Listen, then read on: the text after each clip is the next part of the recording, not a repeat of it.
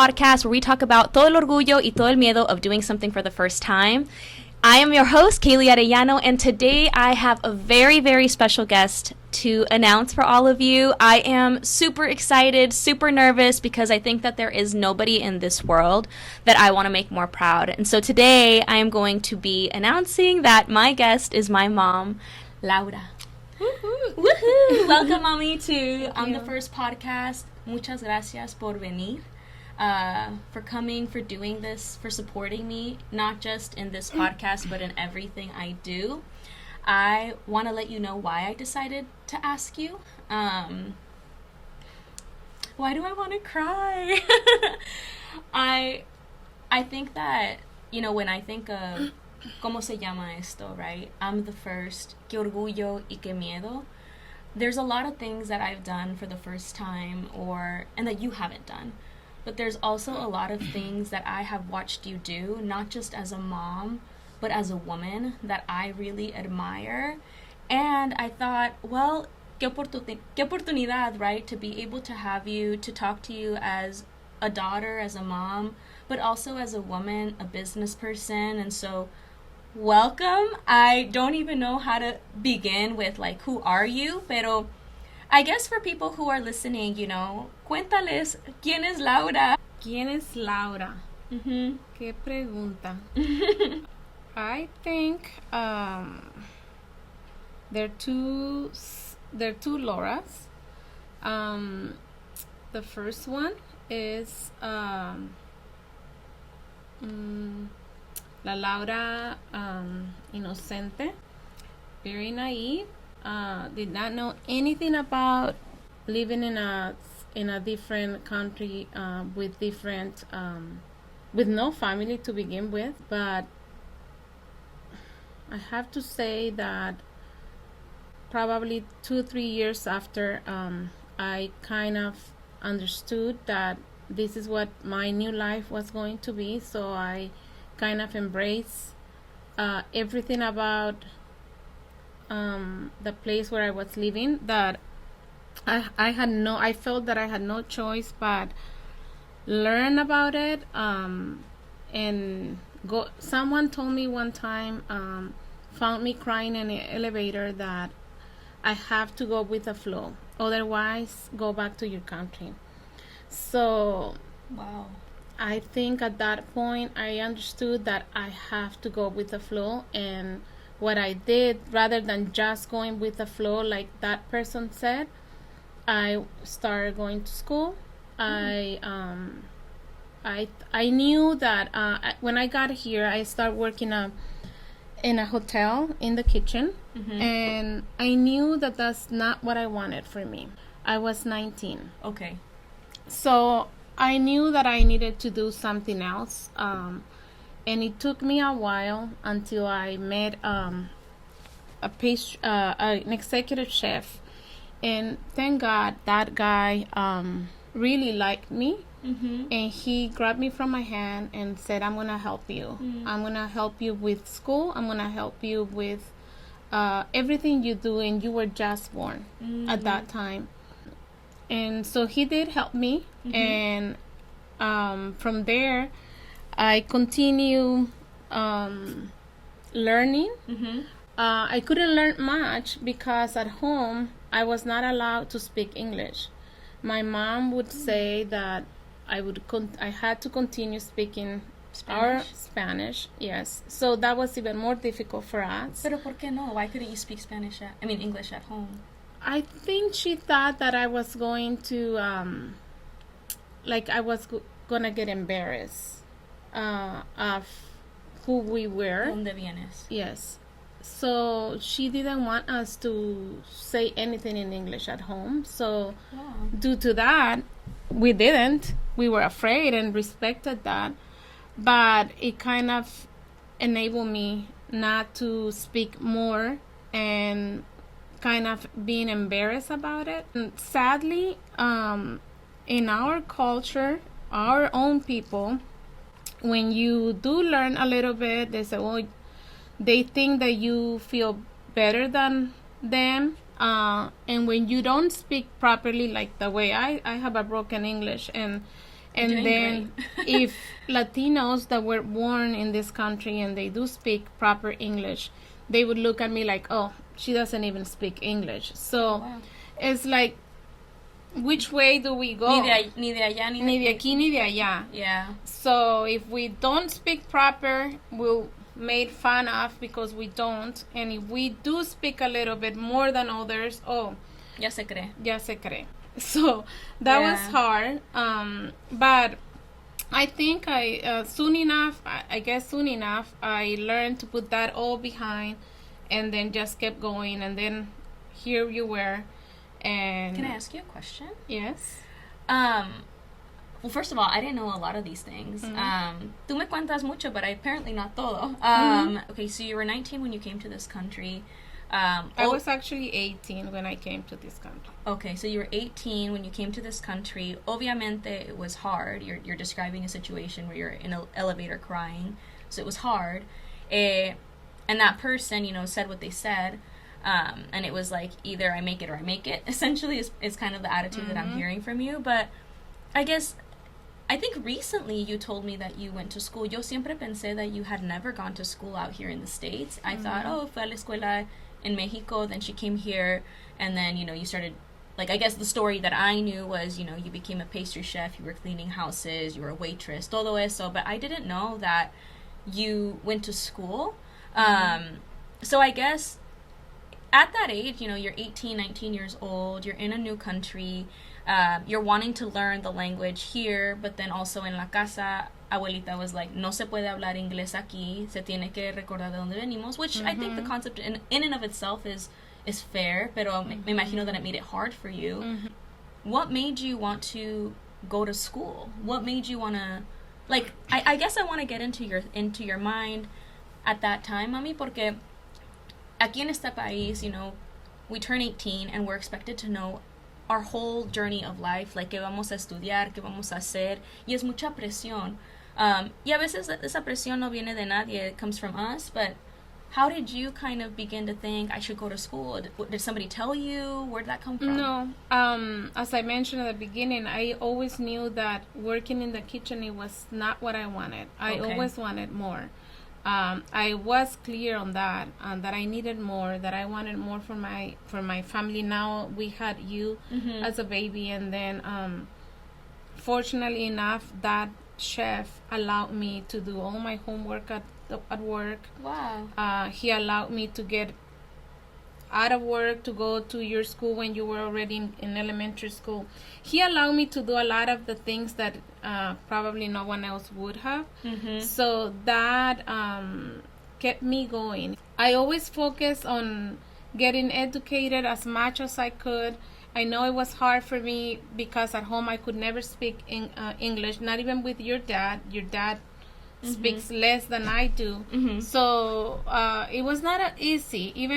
Even when I got my license, I have to have a thick dictionary near to me, trying to study and looking at the words because I didn't have Google. No, we didn't understand. So I think the language had been a barrier for me. Definitely 100%. But even though with that thing in the way, I had try to be better, to learn, to help others. So that I think that kept me going. You're working in the kitchen and then you decide that you want to go into real estate. How does that transition happen? ¿De dónde agarraste esa idea? I was actually studying psychology. And I had to do a homework. And by doing that homework, it required me to do a project that I needed a newspaper. And I was actually at that during working hours. So the chef says, just go do your homework. And he gave me the newspaper. And on that newspaper, there was an ad. So it said a free real estate license. So I thought, it's free. Free.com, we like free. So I thought it was real, free for reals, but it wasn't, obviously. But so that's how it all started from there. And then he kept pushing me. You can do it, and you can do it. So the chef was kind of a mentor. He was. And this podcast, for the guests that I've had before, we all end up talking about how somewhere along the line, along our story, we found a mentor. And our mentor can look so different. A veces es una persona at a university. Sometimes it can be a friend. Sometimes it could be, you know, someone's parent, like random places. And for you, you're saying, estaba en la cocina, and the chef that I was working with, he was like, go Laura, go Laura, go Laura. He pushed me in any way you can think of. He would even ask me, bring Kaelly to the kitchen if you need to go do something. Well, I remember being little, mommy, and you taking me. Well, what I remember is being una niña chiquita, maybe elementary school. You would wake us up at like 5 in the morning, if not 4:30. I remember like those like big thick blankets that we have, and you would wrap me up in it. Y me subías al carro, and you would then drive me to my grandma's. Yes. And then from there, you would go to that work. To that work to be a pastry chef. My grandma would take me to school. You would sometimes pick me up from school, drop me off at dance, go back to a different job. I don't know what you were doing.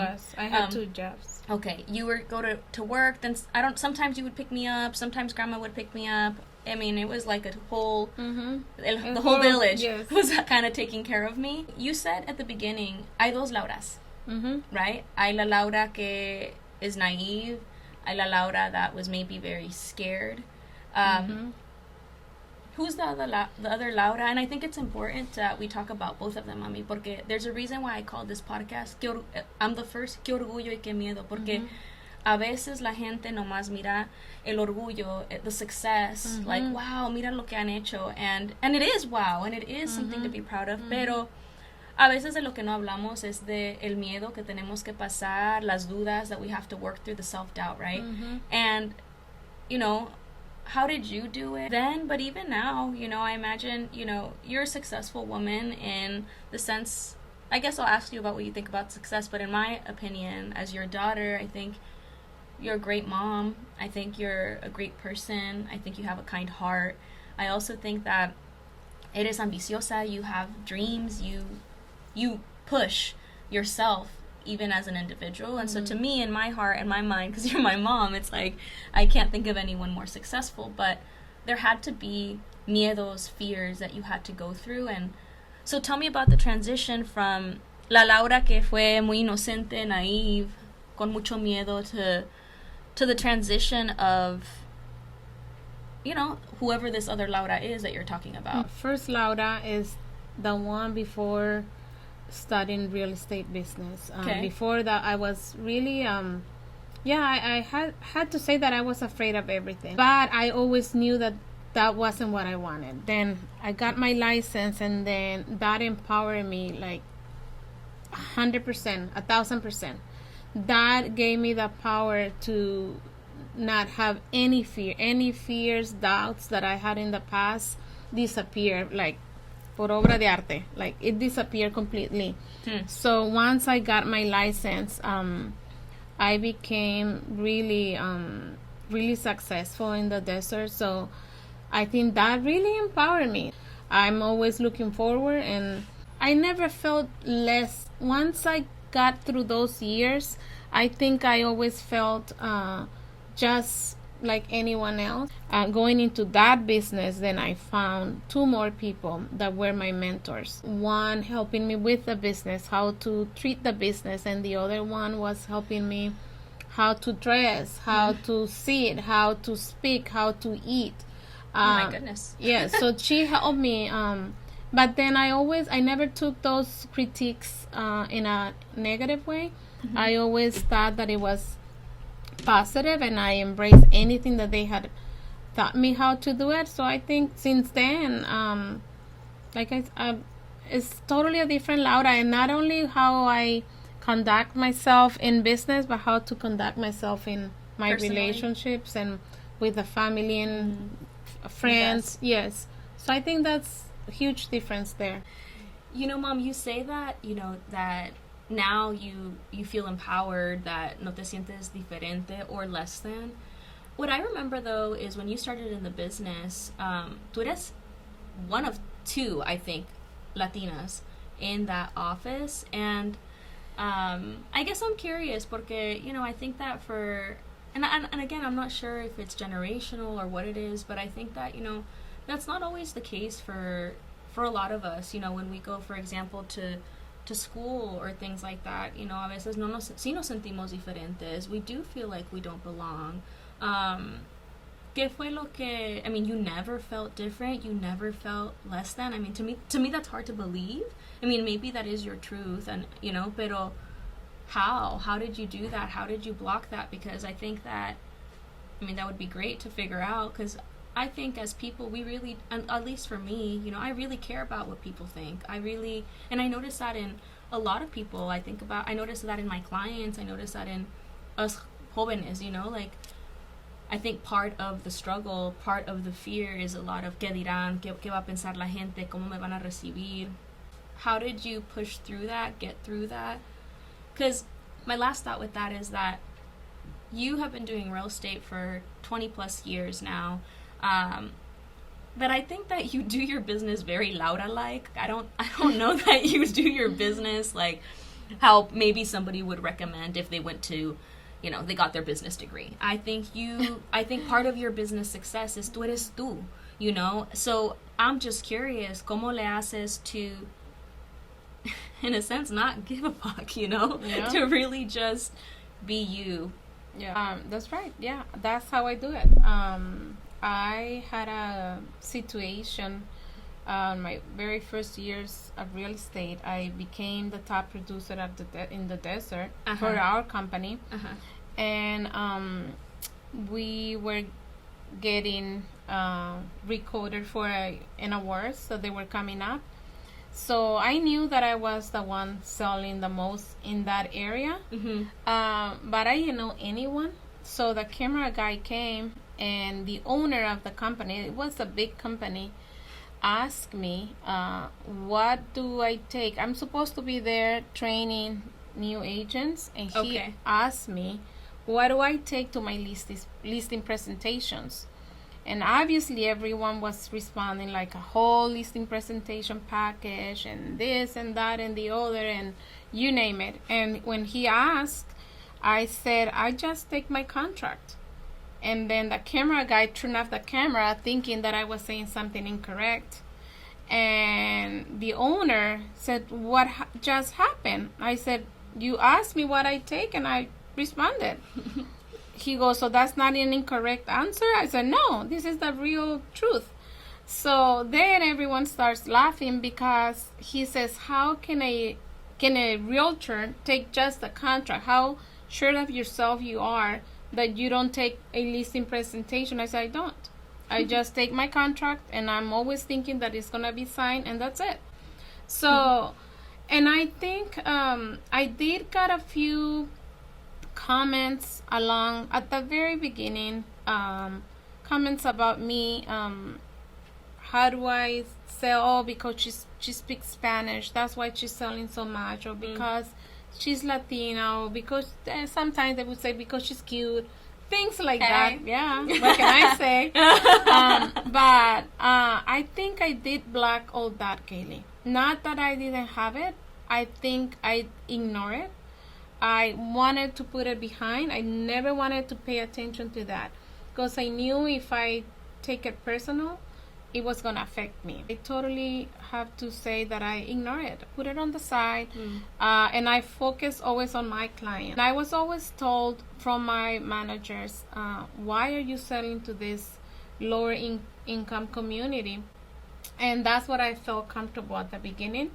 And that's what I thought that it was going to be at the beginning, but then later on realized that all those clients are my friends. They became my friends. Now they're kids, 2-3 years old. Now they're adults. Now they're buying through me. I never felt different because I didn't want to feel different. I think I put it in my mind. I don't want to feel like that. I don't think it's a nice feeling. So I just put it on the side. And then from there, I think it's been 22 years, so that gave me also like a security, the reputation too. Yes, and I care about that. I do care about my reputation, and I always have talked to new agents. Do not do anything in a greedy way. Do not think about just money. Just think that how to help your clients, and it'll come by itself. And maybe going back to your question, that if someone ever felt make me look feel different, because I stay and stick to my community. I think that's why it gave me also like in a comfort zone that it never made me feel different. I appreciate your honesty, mami, porque I was like, imposible como persona, like imposible que nunca sentiste eso. And I think feeling it and blocking it, or feeling it and trying to remain focused, to me is different than like I don't feel it at all, right? One of the things that I think even when I think about, you know, the business that, you know, we've now started with, you know, K&B therapy, and that it's similar to you. Obviously, we have completely different fields. It's a different way of working, yo que sé, right? But I think that, you know, it started, like you said, I think for you, it started with like, I'm going to work with my people because that's where I feel comfortable. Maybe el idioma, right? Like the language, I don't feel like less than, yes. Maybe, right? Like I feel like I can really help them. But then it's like you said, they became my friend. And it's true. I think you're hilarious. I mean, it's so funny when I watch you, porque when you're on the phone with an agent, you're short, you're to the point. But then when I hear you talk to your clients, you're cracking jokes that I'm like, ¿cómo le está diciendo esto? Qué loca. You know, and I think that for us, you know, or for me, it's really important to be there for nuestra comunidad. I think de que, you know, es más de, como dijiste, el dinero, mami, porque, you know, tal vez para nuestra comunidad te ven a ti, por ejemplo, y dicen, bueno, Laura me va a ayudar realmente, no me está queriendo sacar dinero. Laura, confío en Laura porque Laura es una de nosotras, right? And I think for me as a therapist, you know, I want to continue to work with our community porque yo sé, bueno, yo tengo mi propia historia, and I think that like everyone has their own, you know, as Latinos it's a huge umbrella, but I think that I want people to feel seen. I want people to feel like there's somebody that cares truly. I have a question for you that's like more now, like I think some of the questions I'm asking you is because I actually want to know the answer for myself. Well, please help me. Oh my God. And, I mean, I think that now, like that we've been doing our business for 3 years, something that I notice is that there are months that are really, really good. And then there are months that are hard, or that it's slow, or we're not getting clients. And I'm curious for you, because like you said, there's in any business and in anything that we do, there's good months, harder months, okay months. And so like, what's your mindset for cuando te está yendo bien? How do you conduct yourself when, and what do you do? And when it's slow or you don't have people coming in, like how do you maintain optimistic or not panic, right? Because that's new to me. You know, I think I went to school to become a therapist, and I'm doing the work that I really love to do. But business isn't something I learned. Business is something I'm learning along the way. And that's something that can be kind of hard sometimes. I don't panic. I don't think about money all the time. With my business, yes, it's always around, you know, ups and downs. But I think I have never, I don't know why or how I do this, but I always think that like your dad tells me, God is going to provide. And I believe that. I believe God will. So not that I just sit around and wait for God to bring it to the house, but I do think, I think when you panic about business, about money, it's more difficult to get it. I kind of let it loose, and it always works out. I do talk to other agents, newer agents, and I always tell them, don't be negative, be positive. One time you also told me that I wasn't as busy, and then you said, Mom, this is a time to enjoy your house. This is the time to enjoy yourself. So, and I got that advice.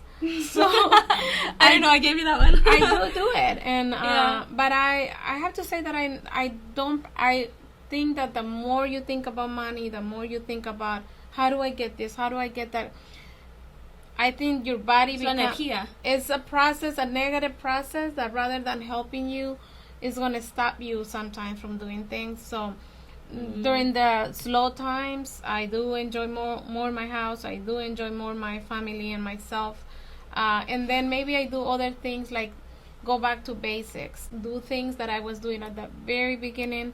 And I like, mailing, buying pens and notepads and buying things that I used to do years ago. So, and that gives me an opportunity to visit my clients, to, if it's their anniversary, their birthday, I stop by their home.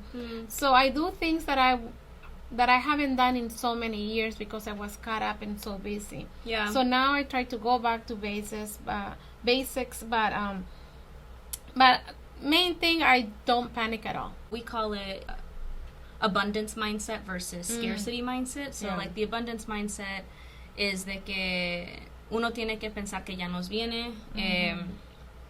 And then scarcity mindset is like, like the panic, like no nos va a ir bien, qué tal si esto, qué tal si lo otro. Pero sabes que, mami, es que when you're beginning something, when you're beginning a business, it's not, I try really hard too to kind of stay in that like abundance mindset, like todo va a salir bien, it's gonna work out, let's just focus on the basics, let's focus on what we do and doing it well.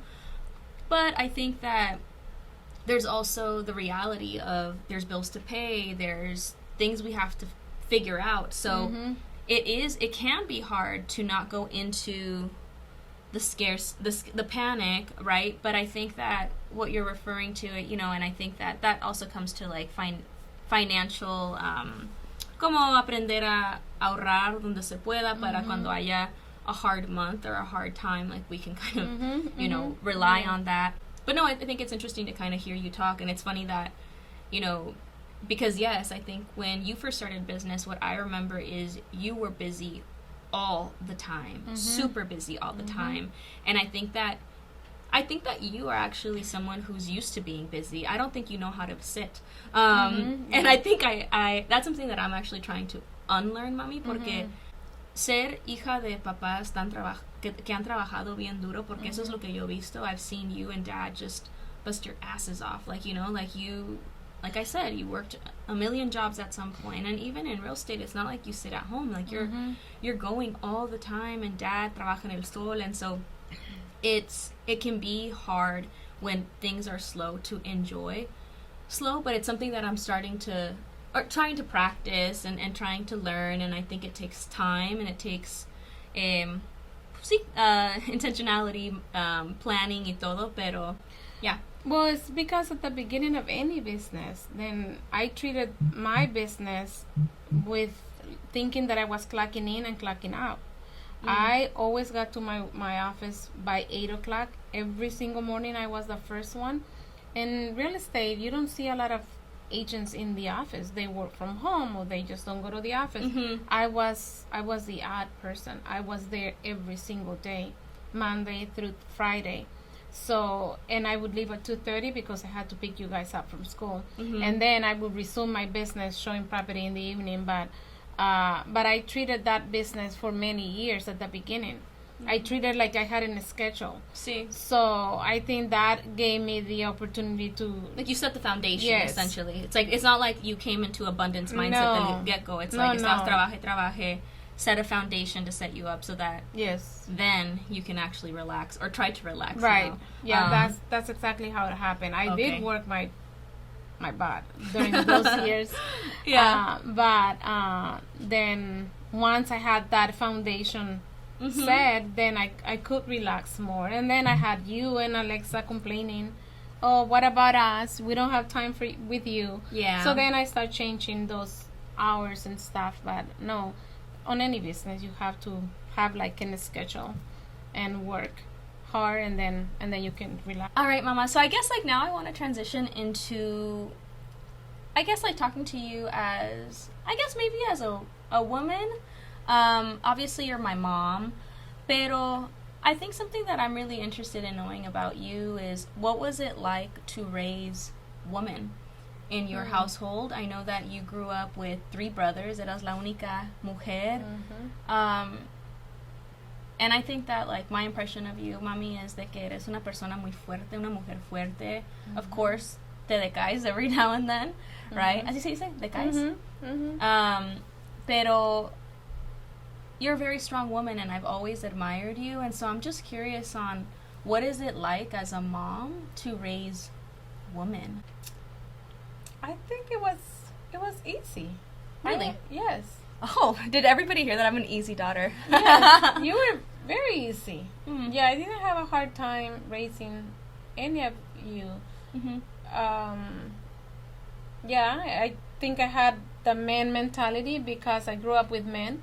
What do you mean with that? Yeah, like, it's like you have an issue, you just go on, and I'm like, cut it off, it's done, move on. Okay. I had that mentality because... Eso fue con lo que yes. Hiciste.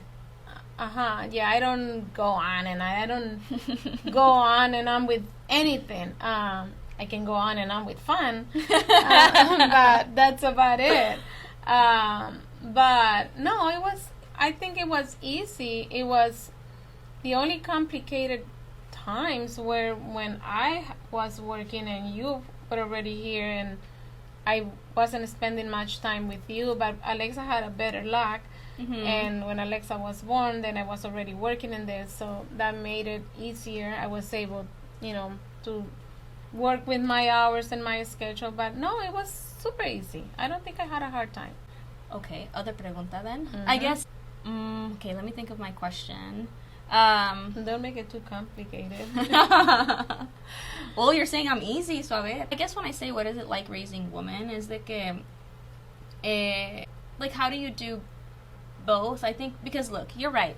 I do think that your mindset has always been, you're very like solutions, tengo un problema, fix it.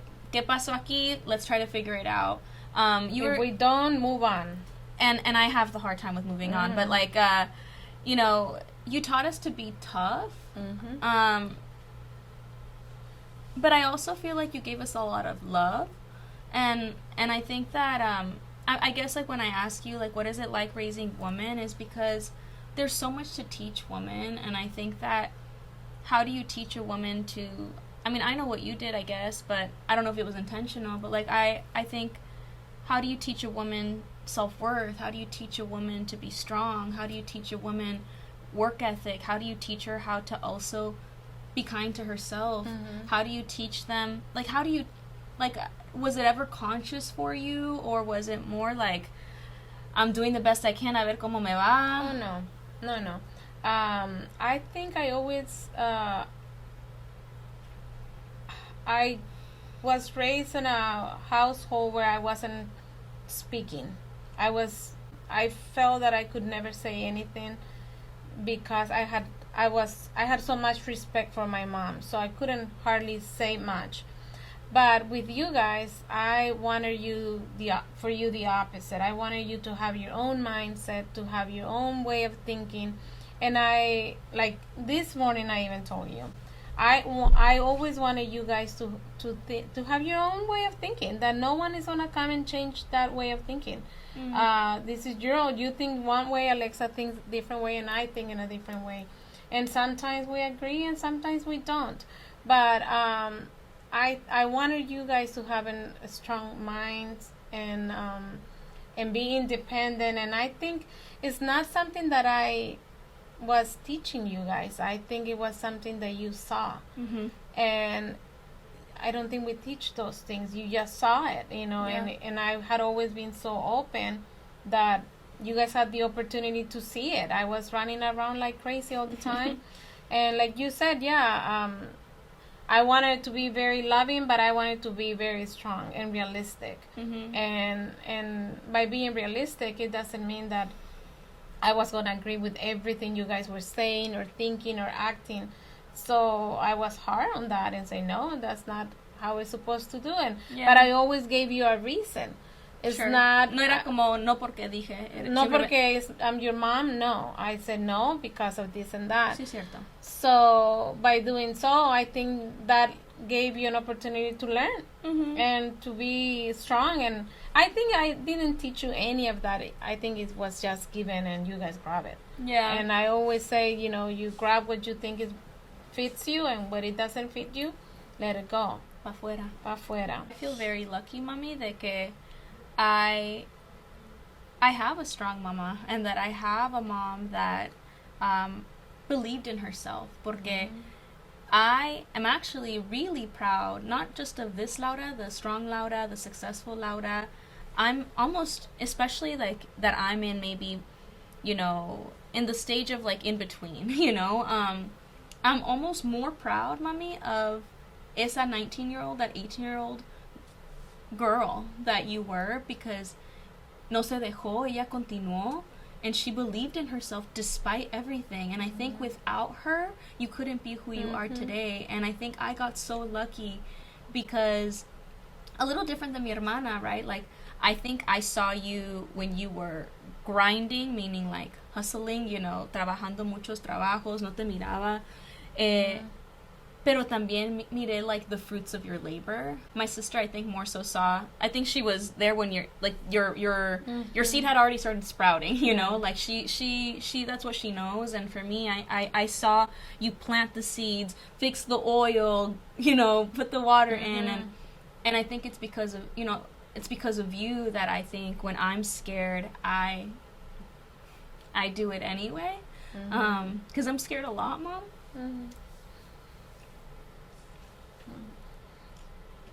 You can do it, baby. You can do it. I'm scared a lot, but si mi mamá pudo, yo también. I'm just thankful, you know, and I think for me, God, I wasn't planning on crying.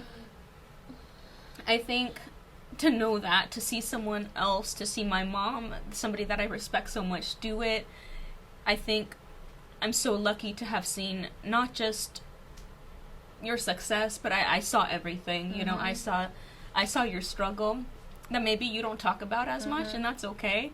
But I saw it, and I'm proud of you for pushing through it. And I guess and I think that's just really what I want to say is just thank you so much, because cuando yo me siento débil, yo pienso en ti, y yo siento que eres mi motivación de muchas maneras.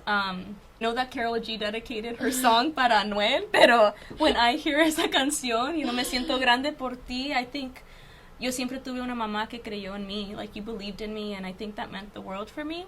And my hope is that as we begin to share these stories, you know, our stories, that other people that don't believe in themselves, or maybe don't have someone saying I believe in you, that they can hear this and hear us say that we believe in them. Yo sé que tú no tuviste a alguien que te dijera I believe in you, Laura, besides like other people outside of the family, tal vez not people in your family, right?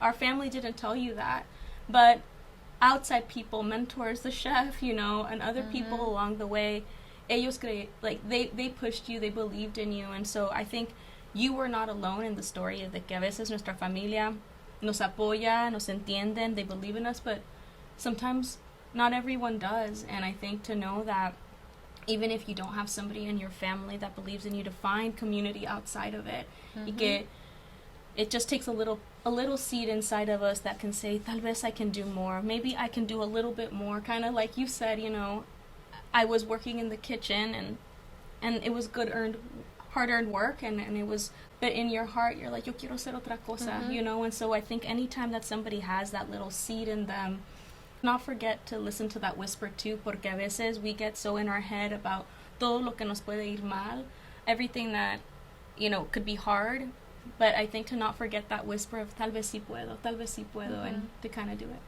Yeah, I always had that. I always knew, but it's very interesting that I always kept it to myself. I was embarrassed to say it out loud, but I did know that I wanted more. And I always said, if I'm gonna live in a different country that is not mine, I better do something. If I'm gonna stay here and just work 8 hours enough for me to eat and sleep, then I better go back. So because that was your life there.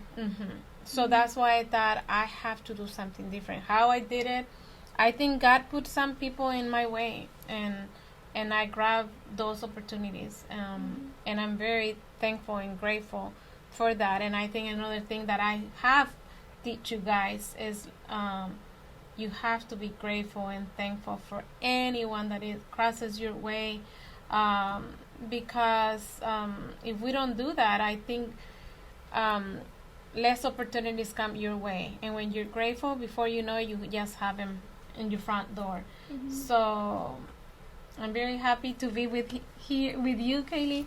I'm so proud of you. Oh, I don't want to cry either, but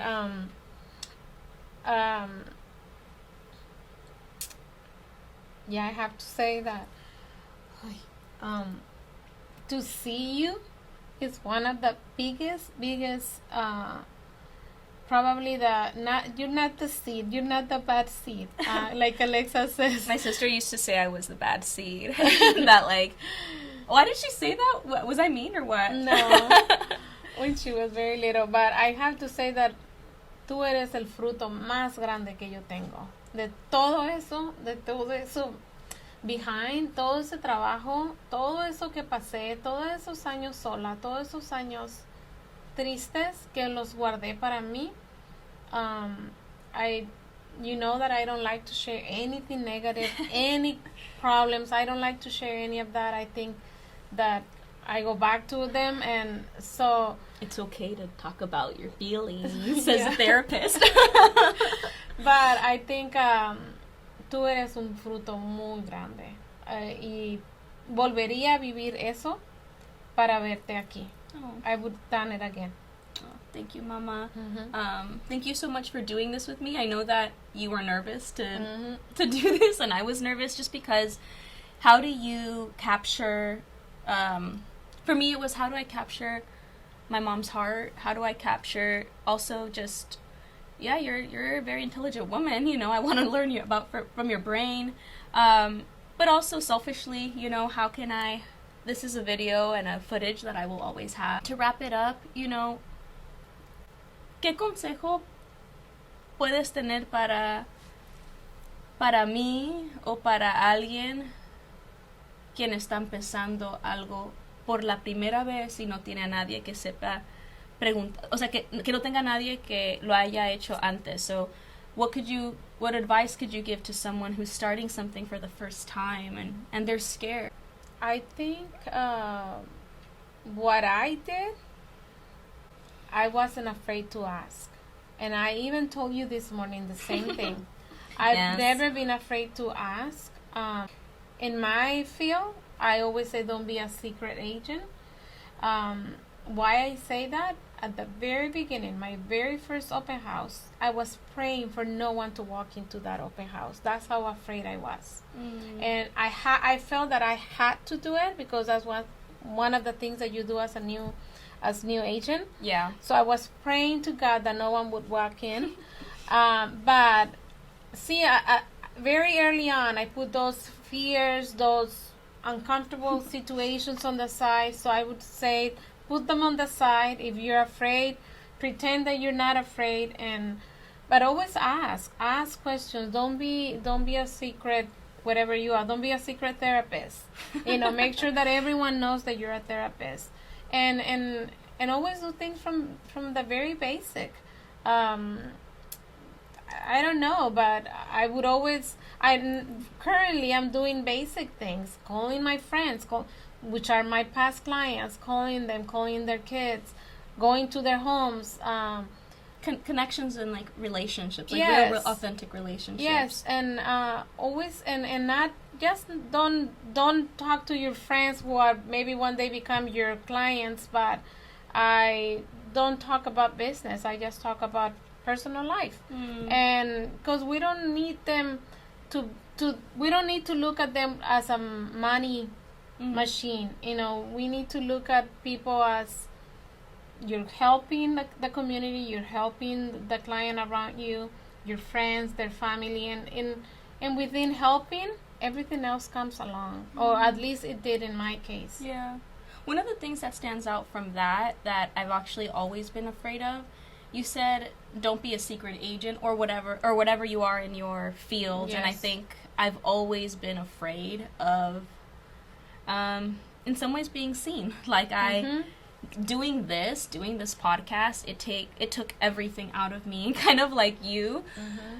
so much of me wants people to hear this because I do it from the heart, because I believe in the stories that my guests come and share, and y como te digo, it's like a way of people to gain, kind of take what they want, leave what they don't. We're not going to agree with everything, right? But I think that another part of me is like, ojalá que no escuchen esto, or it's like I shy away from truly being seen, and my hope is that little by little I keep just showing up, just kind of how you said, and you know, Mom, to this point, like I do keep showing up. I think sometimes I limit myself, and I think there's more que puedo hacer, pero I will keep that in mind, to not be a secret agent, not be a secret therapist, not be a secret of whatever I do. But thank you so much for being here. Thank you so much for being the best mama. And nada, estoy bien orgullosa de ti. Gracias por pushing through todo el miedo que tuviste que pasar para llegar aquí, porque me has enseñado que el miedo no nos tiene que parar. No. El miedo es parte del proceso. Fear is part of the process. So thank you for walking that. You talk it and you walk it. So thank you so much. Mommy, I mean, I think if there's anybody who's actually wants to know about buying a home, selling their home, anything like that. I mean, I know that I talked to you about this because yo estoy bien perdida. With the market and everything. And you take your time and you explain things in a way that, I mean, I sometimes get annoyed because I'm just your daughter, but you do it in a very nice way. So if people want to, you know, are interested in buying, selling, you can say, how can they contact you? Well, they can call me. Okay. My number. Okay. You can give my number. Okay. Or email? What's your email address? LauraArellano1@gmail.com. LauraArellano1@gmail.com. Okay. Well, everyone, thank you so much for coming into this episode. As you saw, it was real. It was with my mommy. And I hope that you're able to take away something from this. Thank you for embracing this podcast, for embracing me, embracing my mom. As always, continue to do everything con mucho orgullo, despite el miedo, and I'll see you on the next one. Yay! Thank you, Mama. I love you. Te dio miedo. I was scared out of my mind. No, yo no sé ni qué dije. We'll find out later, girl. Oh my God.